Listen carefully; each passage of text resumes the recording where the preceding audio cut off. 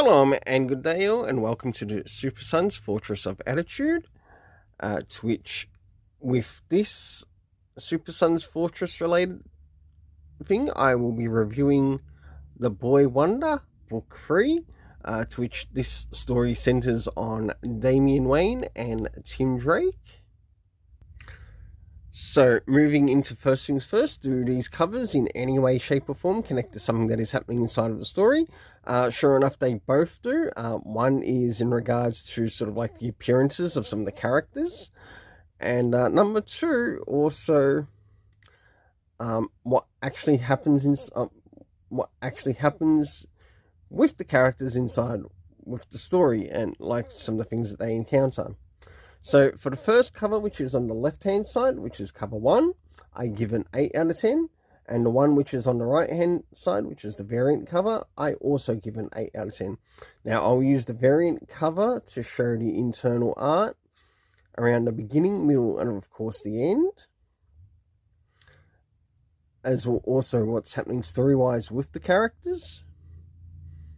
So let's get started. So as the story begins, we catch up with both Damian Wayne and Tim Drake, Red Robin, as they are going to a cobblepot building in the Perch, as they've been asked to sort of like go along to this particular meeting that's happening there, this particular charity meeting. As we start to jump towards the middle of the story, we end up catching up with both Damian Wayne Robin and Tim Drake Red Robin, to which they uncover a bit of a trap that's taking place.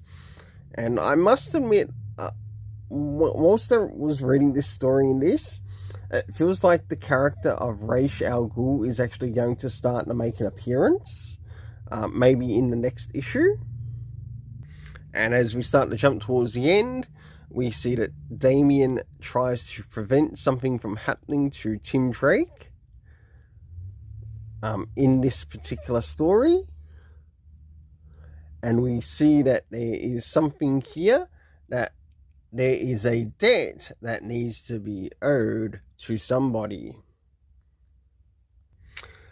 So for the internal art, I gave it an 8 out of 10. One thing I really liked of what this story did with both Tim Drake and Damian Wayne is that we got to see a lot of the Wayne Enterprises gadgets being used along with them, and we were also told which gadgets they were, from the batarangs, from staffs, and other little things as well that we got to see within the story.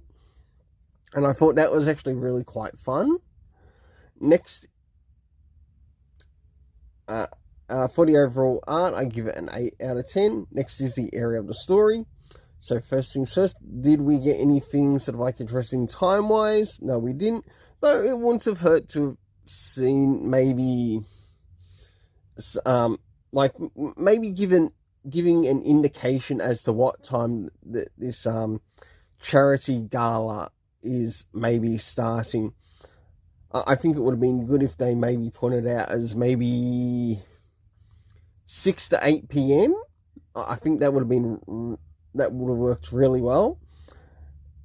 And they showed that the story took place within that time period.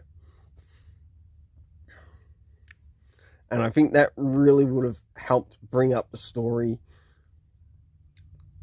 Next is the location, which a lot of this takes place in Gotham City. The cast of characters consisting of Damian Wayne Robin, Tim Drake Red Robin. We also got to see a number of other characters, such as talk of the demon called Rock, spelled R-O-K. We of course had the character of the Penguin because of the Cobblepot, the Perch, and of course the Iceberg Lounge and a couple other things in relation to that character. We saw Maxwell Lord, we saw Lex Luthor, and Veronica Cale make an appearance.